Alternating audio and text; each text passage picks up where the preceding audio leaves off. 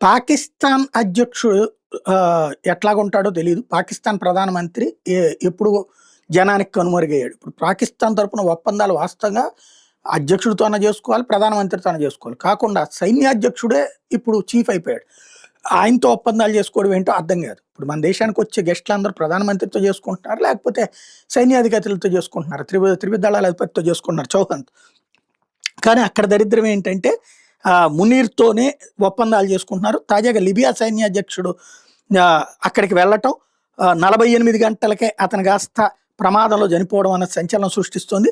ఈ భేటీ సమయంలో పాకిస్తాన్, లిబియా మధ్య సుమారు $4 బిలియన్ విలువైన రక్షణ ఒప్పందం ఖరారైందని ప్రకటించారు.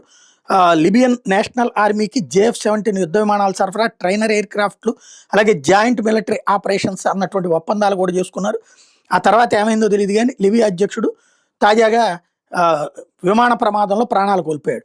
ఇది మరి పాకిస్తాన్కి డబ్బులు ఇచ్చి పాకిస్తాన్ చేత ఇట్లాంటి ఘాతుకం చేయించారు అంతర్జాతీయంగా ఉన్నటువంటి దేశాలు, లిబియా వ్యతిరేకులు అనుకోవాలా, లేకపోతే గనక మరేదైనా జరిగిందా అన్నదే అర్థం కాదు.